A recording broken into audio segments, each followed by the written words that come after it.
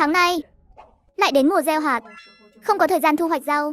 Những loại rau đã chín đã được đặt trong kho, mà bình thường anh hay chất đống. Tô Niệm Niệm nói sẽ đợi anh về. Anh tưởng cô ấy chỉ nói đùa. Thật không ngờ Tô Niệm Niệm lại dành tình cảm sâu đậm cho anh như vậy. Anh nhất định phải hoàn thành nhiệm vụ nhanh chóng để trở về. Có lẽ theo thời gian trôi qua, Tô Niệm Niệm sẽ bị bố mẹ thuyết phục hủy hôn với anh, rồi gả cho người khác. Nếu anh có thể hoàn thành nhiệm vụ sớm, có lẽ vẫn kịp trước khi Tô Niệm Niệm kết hôn, thì anh có thể cưới cô ấy. Nhưng cũng khó nói hai người có duyên hay không.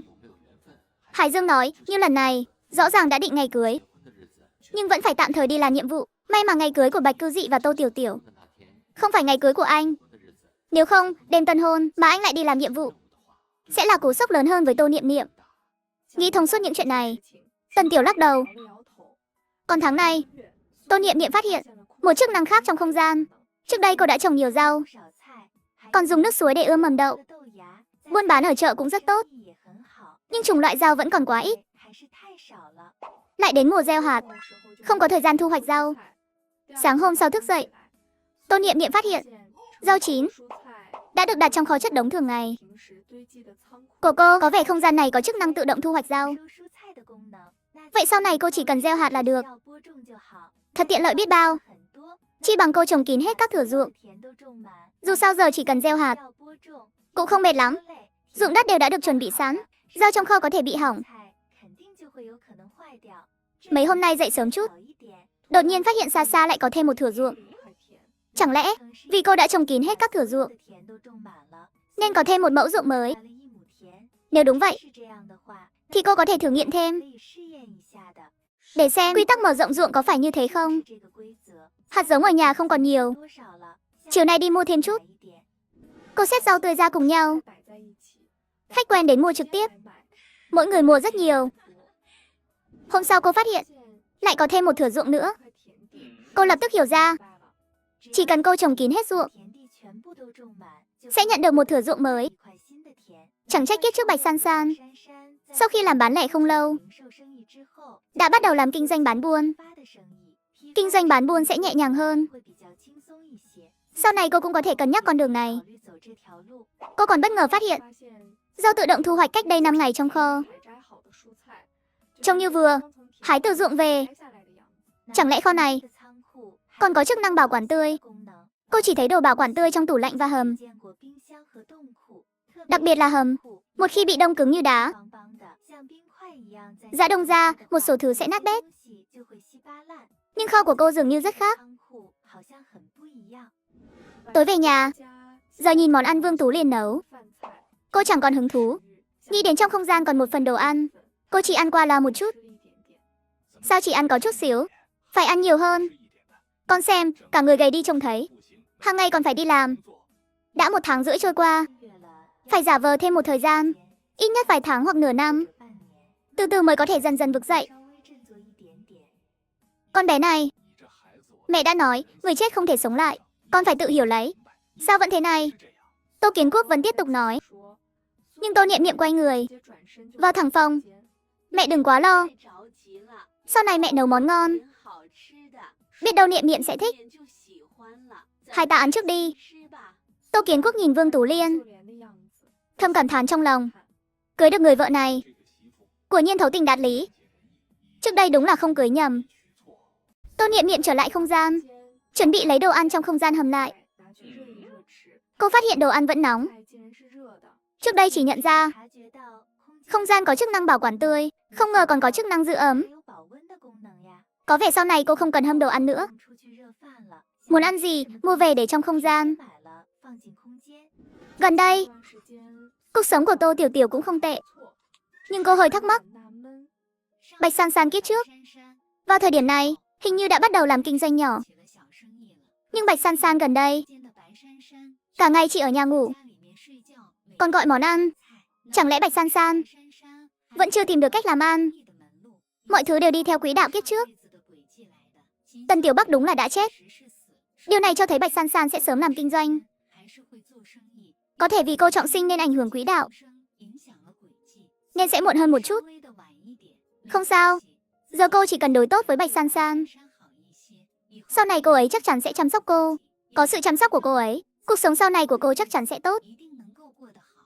Chiều hôm sau, Tô Tiểu Tiểu nấu xong cơm cho gia đình, nói với ông cụ rồi về nhà. Đi vài phút là đến. Tiểu Tiểu, con về rồi à? Hôm nay mẹ đặc biệt mua ít thịt. Trưa nay ăn thịt sao? Ăn ở nhà mình luôn nhé. Gần đây Tô Niệm Niệm thế nào? Có đau lòng muốn chết không? Vẫn như trước à? Cũng tạm. Chỉ là mỗi ngày ăn không nhiều. Trông đúng là khá buồn.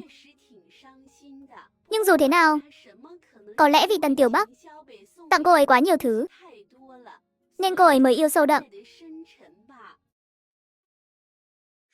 Lâu dần rồi sẽ ổn thôi. Vương Tú liền nghĩ, có lẽ chỉ vì Tần Tiểu Bắc khá giàu, Tô Niệm Niệm thích điều kiện này. Vì cứ vài ngày, Tần Tiểu Bắc lại mang nhiều thứ đến cho Tô Niệm Niệm. Tô Niệm Niệm đi làm, lương tháng bao nhiêu tôi không biết. Con xem, ngày nào cũng bận rộn thế. Con nên hỏi xem lương tháng của nó là bao nhiêu. Dù sao cũng phải nộp chút tiền nhà. Chẳng bao lâu Tô Niệm Niệm trở về. Cô giả vờ không thấy ai, muốn vào phòng ngay. Nhưng Tô Tiểu Tiểu gọi chị lại. Chị vất vả lắm em mới về một chuyến. Chị không định nói chuyện với em sao? Nếu em nhớ không nhầm, chị mới cưới chưa đầy 2 tháng, đã về 6 lần rồi. Trung bình mỗi tuần một lần, mà mỗi lần về chị đều nói rất nhiều, nên không tính là vất vả mới về được. Khi Tô Tiểu Tiểu định nói vài câu để chặn họng Tô Niệm Niệm, Tô Kiến Quốc từ ngoài về. Tiểu Tiểu, con về rồi à? Nuôi con gái lớn, cuối cùng cũng có chút hồi đáp. Hơn nữa, trong quân đội dường như thuận lợi hơn. Dù Tần Tiểu Vĩ không còn, đúng là chuyện không vui. Nhưng gần đây trong quân đội có tin đồn Tần Tiểu Vĩ không còn, nên có vị trí trống. Còn có tin đồn lần này người có khả năng thăng chức nhất là Bạch Cư Dị. Nếu Bạch Cư Dị thực sự làm phó đoàn trưởng, thì có lẽ ông cũng có thể tiến thêm một bước. Biết đâu thực sự lên được vị trí danh trưởng. Nên thái độ với Tô Tiểu Tiểu cũng khách sáo hơn. Lúc ăn, cô gái không ăn miếng nào, nhưng trong phòng lại lén ăn cá thịt ê hề. Còn ăn thêm chút nữa, hàng ngày phải đi làm mà chỉ ăn có chút này. Không tốt đâu, ăn thêm bát cơm hoặc ít rau. Ăn không nổi. Sáng nay ở chợ mua 2 phần cơm của cô chú, còn mua thêm 1 phần thịt cừu cay. Món thịt cừu cay là sở trường của cô chú ấy. Món này làm cực kỳ ngon, cây nồng mà không có mùi tanh của cừu. Tô Niệm Niệm nói xong thì vào phòng. Tô Tiểu Tiểu lẩm bẩm bên cạnh, sao thấy kỳ kỳ. Theo lý mà nói, Tô Niệm Niệm ăn không nổi, hẳn phải xanh xao gầy gò, hoặc sắc mặt không tốt. Nhưng vừa nãy nhìn Tô Niệm Niệm, hình như còn mũm mĩm hơn. Dù không mũm mĩm, da dẻ chắc chắn trắng hơn nhiều. Kỳ lạ, nhưng Tô Tiểu Tiểu không truy cứu. Cô nói thêm vài câu với Tô Kiến Quốc. Ăn xong thì về. Hôm nay về thấy Bạch Quấn Nhất không ở nhà, cô lập tức đi tìm Bạch San San. Chị dâu, chị lại mua gì cho em à? Bình thường Tô Tiểu Tiểu hiếm khi tìm Bạch San San, chủ yếu đến là hỏi muốn ăn món gì, hoặc mua đồ cho cô. Bạch San San đã quên, nên thấy Tô Tiểu Tiểu là rất vui. Hôm nay thật sự không mua gì. Nếu em thích, ngày mai chị dẫn em đi mua đôi khuyên tai. Em không phải thích lắm sao? Còn chút tiền, mua thêm đôi khuyên tai cũng không thành vấn đề. Anh trai em đi đâu rồi, không biết à? Anh ấy đến giờ vẫn chưa về. Chiều nay cũng không về ăn cơm. Bố mẹ em cũng không biết. Có lẽ còn tập huấn trong quân đội. Thôi em về trước đây. San San, chị ngủ sớm nhé. Chị dâu, mai nhớ dẫn em đi mua đồ. Đừng nuốt lời nhé. Hôm nay Bạch Cư Dị đi tìm Dương Uyển Như, cắt cho họ 2 cân thịt, còn mua 1 con cá. Tiểu Thạch vừa thấy Bạch Cư Dị, huyện lao đến. Chú Bạch, con và mẹ đều tưởng chú cưới rồi, sẽ không đến thăm chúng con nữa. Không ngờ chú vẫn đến. Con nhớ chú Bạch lắm. Chú Bạch có nhớ con không? Chú Bạch dạo này bận chút, giờ chẳng phải đến thăm con sao? Còn mang cá và thịt cho con. 2 ngày nữa chú đến, sẽ mua ít trứng gà để mẹ con luộc thêm cho con bồi bổ. Dương Uyển Như nghe động tĩnh, cố ý làm ra vẻ đau lòng muốn chết. Bạch Cư Dị vào nhà. Dương Uyển Như giả vờ lơ đãng xào rau, để mặc dao cứa vào cổ tay. Dao cứa vào cổ tay. Dao ở cổ tay. Bạch Cư Dị vội bước tới nắm chặt tay cô. Sao lại lơ đễnh thế? Dương Uyển Như thể hiện niềm vui bất ngờ. Sao anh lại đến? Em tưởng anh sẽ không bao giờ đến thăm em và Tiểu Thạch nữa. Em không nên nói thế. Anh đã kết hôn rồi. Em không thể để anh bị ảnh hưởng. Dương Uyển Như nói. Còn lùi lại 2 bước. Bạch Quân Nhất thấy cô như vậy, hơi xót xa, cũng có chút áy náy. Trước đây luôn nghĩ mình đối với Dương Uyển Như là hết lòng, dù đã kết hôn cũng thế. Nhưng sau khi cưới và sống với Tô Tiểu Tiểu, trải qua cuộc sống vợ chồng, lại thấy Tô Tiểu Tiểu cũng không tệ. Đây là lần đầu sau khi cưới anh đến thăm Dương Uyển Như. Trước đây vì không có thời gian, sau này vì ngày đêm quấn quýt với Tô Tiểu Tiểu nên không có thời gian đến thăm. Em biết tâm ý của anh. Trái tim anh luôn ở bên em. Uyển Như, đừng tránh anh thế. Hai người nói chuyện một lúc. Anh mới mang cá và thịt vào. Dương Uyển Như thấy cá và thịt anh mang đến. Thôi, anh mang về nhà đi. Đừng mua cho em nữa, những thứ này quý giá lắm. Tiền của anh không phải gió thổi đến. Cứ thế này, Bạch Cư Dị sẽ đối tốt với cô hơn. Điều này cô hiểu rất rõ. Quả nhiên, nghe câu này, Bạch Cư Dị thấy trong lòng hơi khó chịu. Thịt này nấu ít thôi. Thịt còn lại treo lên làm thịt hun khói. Con cá này cũng thế. Lần sau em có thể ăn. Sau này anh sẽ đảm bảo tuần đến thăm một lần. Dương Uyển Như trong lòng hơi vui. Ăn tối xong, về nhà lại quấn quýt với Tô Tiểu Tiểu. Chẳng được vài ngày, vì vị trí của Tần Tiểu Bắc không thể để chống mãi, nên từ vài người ở vị trí doanh trưởng lựa chọn, may mà có Bạch Quân. Mà chuyến nhiệm vụ này hoàn thành rất xuất sắc, nên nhiều người đề xuất anh làm phó đoàn trưởng. Bạch Quân Nhất thuận lợi thăng chức. Tô Tiểu Tiểu về nhà nói với Tô Niệm Niệm, quý đạo kiếp này vẫn giống kiếp trước. Sau khi Bạch Quân Nhất thăng chức, bố cô, Tô Kiến Quốc cũng thăng chức, trở thành doanh trưởng. Vài ngày nữa, có thể nộp đơn xin vào khu nhà gia đình sẽ sớm chuyển đến đó. Quân Nhất thăng chức, gia đình các con sẽ có cuộc sống tốt. Con gái mẹ đúng là có mắt nhìn. Tô Tiểu Tiểu thấy cuộc sống của mình ngày càng tốt hơn. Bố thăng chức, chồng cũng thăng chức, cuộc sống thuận buồm xuôi gió. Tô Tiểu Tiểu ở lại một lúc rồi về. Hàng ngày quấn quýt với Bạch Quân Nhất. Cả hai không bao giờ chán chuyện này. Hôm sau Vương Tú Liên tìm Tô Niệm Niệm. Niệm Niệm, lương tháng của con là bao nhiêu? 15 đồng một tháng, sao thế? Thật ra giờ cô bán rau, một tháng cũng được 50 đến 60 đồng, mỗi ngày ít nhất kiếm được 5 đến 6 đồng. Lương 15 đồng ở thời này, với con cái là rất bình thường.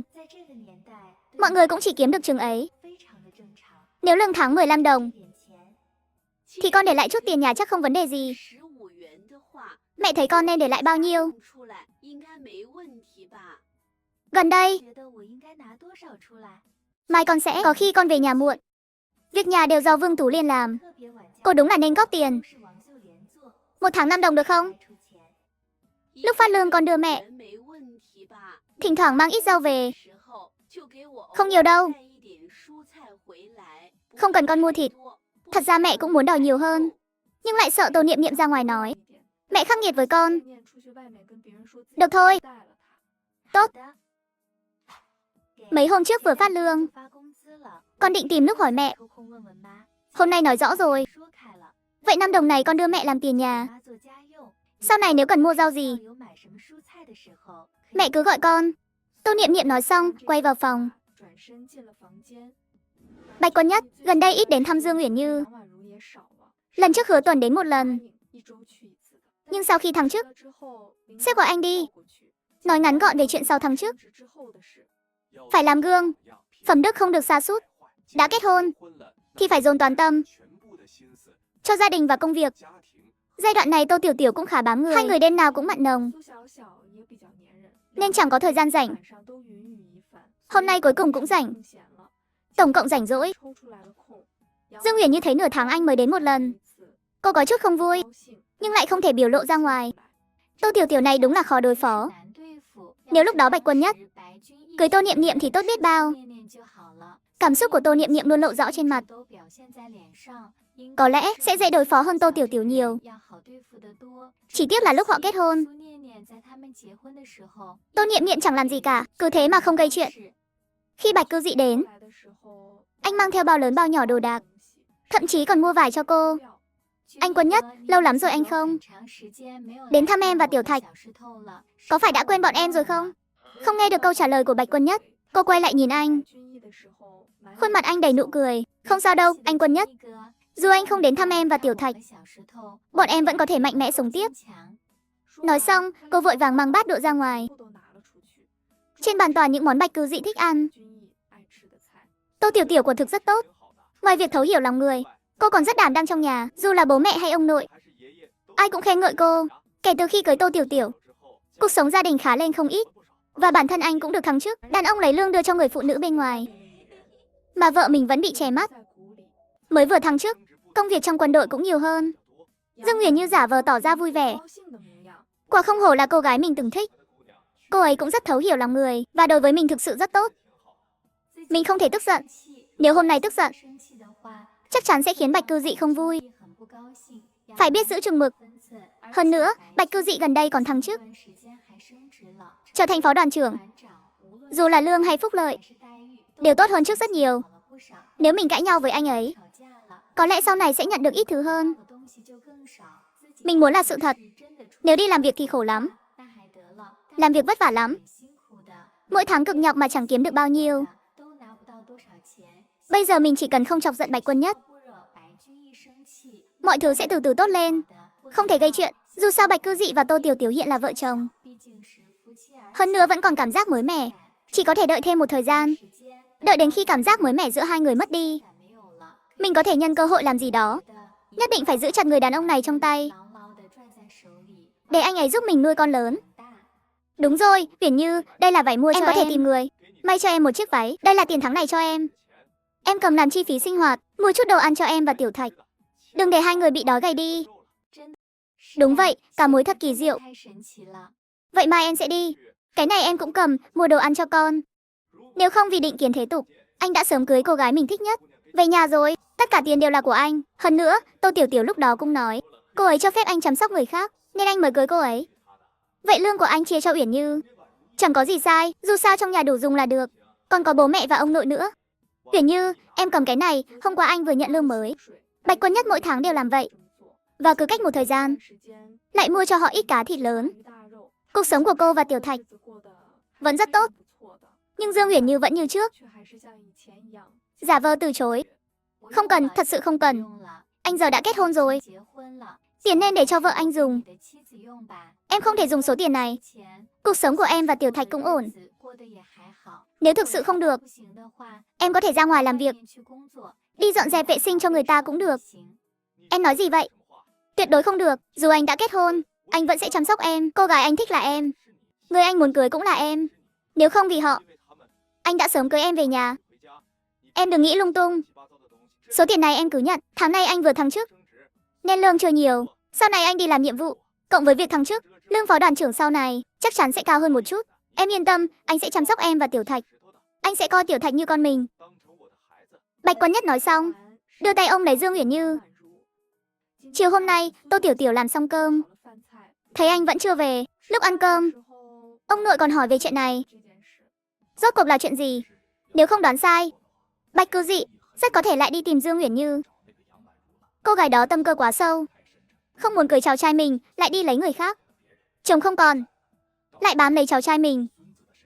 Nếu Bạch Cư Dị cứ dây dưa không rõ ràng với Dương Uyển Như như thế này, nếu bị Tô Tiểu Tiểu biết được, đến quân đội làm ầm lên, vị trí phó đoàn trưởng của anh ta cũng đừng mong giữ. Ông nội, có lẽ anh nhất bận việc trong quân đội thôi. Lát nữa anh ấy chắc sẽ về. Ông nội, nếm thử món cháo làm chiều nay xem thế nào. Cũng chỉ có Tô Tiểu Tiểu là chu đáo. Nếu đổi thành Tô Niệm Niệm. Họ vừa ăn xong, Bạch Quân Nhất từ ngoài về. Quân Nhất, vào đây một lát, ta có chuyện muốn nói với con. Bạch Quân Nhất bị ông nội mắng một trận, khuôn mặt u ám. Từ trong phòng bước ra, gặp ngay Bạch San San và Tô Tiểu Tiểu. Chị dâu, trước đây chị chẳng bảo dẫn em đi mua đồ sao? Khi nào đi đây? Xem ra chị dâu này chắc có nhiều tiền lắm. Nếu không sao cứ mua đồ cho mình mãi được. Nếu chị dâu đã giàu như vậy, thì phải tiếp tục lấy lòng mới được. Nếu sau này chị dâu không mua đồ cho mình nữa thì không được đâu, anh trai. Anh dùng vẻ mặt đó nhìn chị dâu làm gì? Chiều nay ông nội hỏi anh đi đâu? Chị dâu còn nói anh bận việc trong quân đội. Anh sau này phải đối tốt với chị dâu một chút. Chị dâu đối với em tốt lắm. Mấy hôm nay thằng trước rồi, chắc bận lắm hả? Tối nay em pha nước ngâm chân cho anh. Chúng ta thoải mái ngủ một giấc. Tô Tiểu Tiểu nói xong, kéo Bạch Quân Nhất về phòng. Chị dâu Tô Tiểu Tiểu này thực sự rất tốt. Kể từ khi chị ấy vào nhà, cái gì cũng mua cho mình. Từ trang sức nhỏ đến quần áo đẹp, váy và giày da, mua hẳn mấy bộ. Vui quá, xem ra sau này phải đối tốt với chị dâu hơn mới được. Nếu không sao có được nhiều thứ tốt thế này. Còn Tô Niệm Niệm đang ở trong không gian, cực kỳ hưởng thụ. Tối nay, cô còn phát hiện trong không gian có thêm một phòng gym. Trên tấm bảng nhỏ ghi rằng tập gym có thể giúp tạo dáng. Sáng hôm sau, Tô Niệm Niệm vẫn như thường lệ. Ăn sáng xong ở nhà, chuẩn bị ra ngoài làm ăn. Kết quả là ở khu nhà quân đội, cô gặp Tô Tiểu Tiểu. 2 ngày trước, họ vừa chuyển từ nhà thuê trước đó đến khu nhà quân đội. Số Tiểu Tiểu đúng là tốt. Mới cưới chưa bao lâu, chồng đã được thăng chức.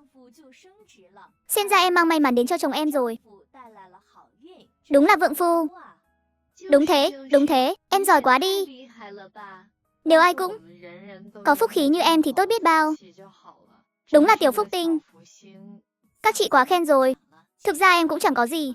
Em chỉ muốn cưới người mình thích thôi. Tô Niệm Niệm chuẩn bị rời đi. Tô Tiểu Tiểu vẫn nhìn thấy chị, cười bước tới. Chị đúng là đáng thương. Em chỉ muốn cưới người mình thích, nên mới muốn đổi hôn sự với chị. Không ngờ giữa chúng ta lại có khoảng cách lớn như vậy. Chị nói xem, sao sau khi đính hôn, anh ấy lại không còn nữa? Chẳng lẽ chị đã sớm biết? Làm sao chị biết được? Em đừng ở đây nói bậy bạ. Chị đâu biết tiên tri. Dù Tô Tiểu Tiểu có trọng sinh một lần thì sao?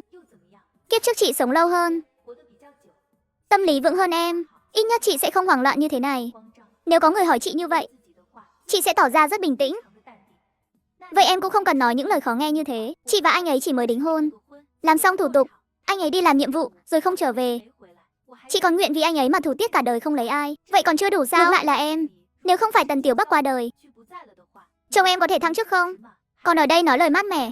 Dù em là em gái chị, nói những lời làm tổn thương người khác như thế, chị sẽ đến quân đội tố cáo em. Nếu còn lần nữa, đừng trách chị không khách sáo. Tô Niệm Niệm nói xong, bỏ đi ngay. Các chị em đứng đó nghe xong cũng hiểu ra. Sau đó cô đi mua rau về, dẫn Bạch San San đi dạo phố một vòng.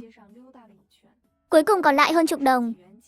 Mua cho Bạch San San ít trang sức nhỏ, chỉ còn lại 5-6 đồng. Giờ phải đợi Bạch Cư Dị phát lương mới.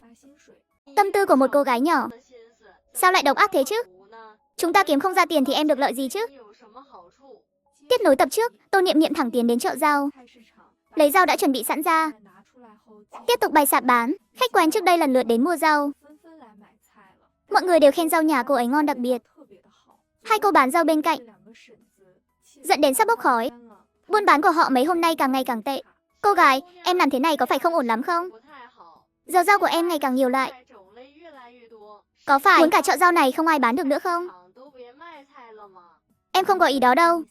Em chỉ mong mọi người cùng bán rau hòa bình thôi. Em nói muốn mọi người cùng bán rau hòa bình, nhưng cứ cách một thời gian, em lại mang rau mới đến. Bọn cô cũng đang bán những loại rau này. Em mang đến, nhiều người mua của em, thì rau của bọn cô bán không được, đúng không? Hôm nay em phải nói rõ cho bọn cô. Chuyện này, em định giải quyết thế nào? Nếu các cô cứ nhất định muốn có cách giải quyết, hay là em bán rau của em cho các cô? Tâm tư của một cô gái nhỏ sao lại độc ác thế chứ? Bọn cô kiếm không ra tiền thì em được lợi gì? Các cô kiếm không ra tiền thì em chẳng được lợi gì cả. Còn về hai cô, thực ra em cũng không hiểu lắm. Rau các cô nhập, sao lần nào cũng giống của em? Có lúc em còn thấy các cô giỏi thật đấy. Em nhập hàng có kênh đặc biệt, mà hai cô vẫn lấy được, thì các cô cũng không đơn giản đâu. Vậy sao ngày nào cũng phải lấy rau giống em? Thôi, không nói với các cô nữa, em còn việc khác phải bận. Tô Niệm Niệm nói xong, cúi đầu bắt đầu xắt xếp rau của mình. Hai cô bán rau vừa nãy tức không nhẹ. Thấy có người đến mua rau, vội vàng chào mời. Mầm đậu và cà chua bên tôi đều là tươi nhất. Thế cái này bán thế nào? Lúc này, bên Tô Niệm Niệm lại có hai khách quen đến. Tiểu Tô, nhanh gói cho cô ít cà chua. Lấy khoảng 4-5 cân thế này. Cô này, cô mua về để làm gì? Mang về ăn chứ làm gì? Cháu không biết đâu. Mấy đứa cháu nhỏ nhà cô thích ăn cà chua nhà cháu lắm. Khoai tây thì khỏi nói, rau nhà cháu chúng nó đều thích. Mấy hôm trước cô không đến đây mua rau. Tiện mua ít rau ở chợ gần nhà cho cháu. Kết quả nó giận đến cơm cũng không ăn. Thế nên sáng nay cô đến đây từ sớm. Nếu cứ thế này, để cháu nhỏ nhà cô gầy đi thì biết làm sao? Hay là chúng ta qua bên kia mua đi. Bên đó có khách quen. Chứng tỏ rau ngon hơn. Chúng ta mới đến khu này. Đừng để bị lừa. Đừng qua bên đó mua. Khách quen bên đó gì chứ? Toàn là thuê người đóng giả thôi. Nhìn rau bên tôi này, tươi mơn mởn thế này. Hàng sáng nay mới lấy về. Ngon lắm. Vốn dĩ hai bà khách đã động lòng, chuẩn bị chọn cà chua. Ai ngờ, bên Tô Niệm Niệm lại có thêm mấy khách quen đến. Mọi người ùn ùn kéo đến. Sao đông thế? Rau nhà cô ấy ngon thật à? Không phải ngon bình thường đâu. Mầm đậu nhà cô ấy ngâm nước sạch mà mọc. Mang về ăn ngọt hơn nhà khác. Nhưng người bên này bảo rau nhà cô ấy bình thường thôi. Bảo khách quen gì chứ, toàn thuê người đóng giả. Tiểu Tô, cô bên trái này nói khách quen của cháu đều là thuê người đóng giả. Hay cháu nói với họ, cháu thuê bọn cô đóng. Mỗi ngày trả bao nhiêu tiền? Cháu thuê không nổi đâu. Tuy buôn bán của cháu khá tốt, nhưng ai cũng biết lợi nhuận từ rau thấp. Mọi người ở đây chắc đều biết giá nhập rau. Nhập ít thì giá cao, nhập nhiều quá lại sợ bán không hết. Cháu còn đi thuê người đóng giả thì cháu móc quá rồi còn gì. Hai người đừng ở đây nói xấu người khác. Rau của hai người cũng chẳng tươi gì. Có mấy loại rau chắc nhập từ vài ngày trước, đúng không? Ngày nào mang về cũng ngâm nước. Trước đây tôi mua một lần. Rau nhà các cô không ngon đã đành, ngoài không ngon còn đầy nước. Hóa ra một phần tiền của chúng tôi là mua nước. Nghe bà khách này nói vậy, mọi người lập tức hiểu ra. Hóa ra không phải rau tươi, mà là rau bán không hết, mang về ngâm nước. Các cô đúng là ghen tị, ghen vì rau của cô gái bán tốt. Cô gái này thật thà biết bao. Hơn nữa rau mua về lại ngọt và thơm. Tôi nói hai cô sao lại không chịu thấy người khác tốt. Thôi đừng bán rau nữa đi. Cuối cùng, hai cô bán rau chột dạ, không dám tìm công an, đành phải dọn sạp đi nơi khác. Sạp của Tô Niệm Niệm gần hết hạn 3 tháng. Cô tìm quản lý chợ để thương lượng thuê lại sạp ở vị trí đầu chợ.